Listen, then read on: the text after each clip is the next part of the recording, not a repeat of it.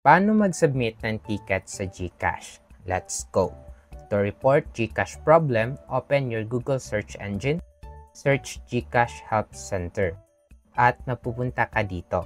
Tap GCash Help Center, and you will be redirected here sa helpgcash.com. Scroll down ka lang hanggang mapunta ka sa Product and Services. Under Product and Services, makikita mo itong Your Account. Pindutin mo lang yan. Tapos, mapupunta ka dito. Tap Get Started with GCash. Then, this drop-down option will appear. Pindutin mo lang ang I can't create or register for a GCash account. Then, mariredirect ka dito.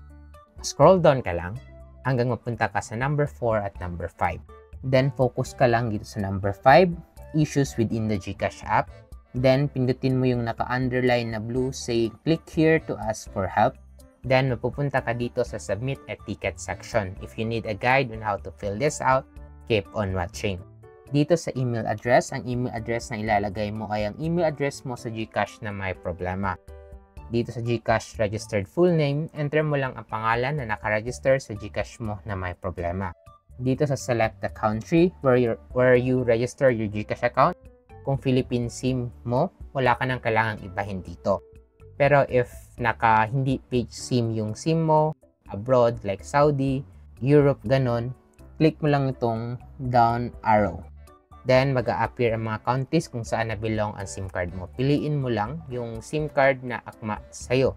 Scroll down ka lang hanggang mahanap mo. Dito sa mobile number, enter mo lang ang registered GCash mobile number mo, starting with 9 kasi yung 63 it represents 0. Ito ay applicable po sa Philippines. Kung ibang bansa ka rin, iba rin yung way sa paggawa nito. Dito sa your account type, tap this drop-down arrow. Then this drop-down option will appear. Select mo kung ano yung akma sa'yo. For me, pipiliin ko ang Filipino citizen, 18 plus years old with PH SIM. Dito sa screenshot of transaction or error prompt, check mo lang yung box tulad ng ginawa ko. Then share the details sa problema mo dito sa empty box. Tulad ng ginawa ko. Tanong, pwede ba Tagalog, Bisaya, or Taglish pag-explain na problema sa GCash? Yes, pwede po mag-Tagalog, Bisaya, or Taglish. Nag-English lang ako kasi doon ako comfortable.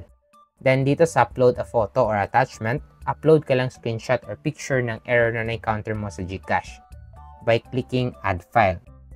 Tulad ng ginawa ko. Once uploaded na photo ng error mo, click submit. Then mapupunta ka dito confirming that your report were successfully submitted to GCash. And you will also receive an email notification acknowledging your ticket. Helpful ba ang video na ito para sa inyo? And dahil dyan, you want to support my content creation journey by becoming my YouTube member. Kung ganun, maglalagay ako ng link sa comment section wherein if you click it and become my YouTube member, you can support my content creation journey. Also, since umabot ka at the end of this video, most likely gusto mo din matutunan how to call GCash customer service online. May tutorial din ako para dyan, click mo lang ito. O di kaya gusto mong matutunan how to convert your GGibs to cash.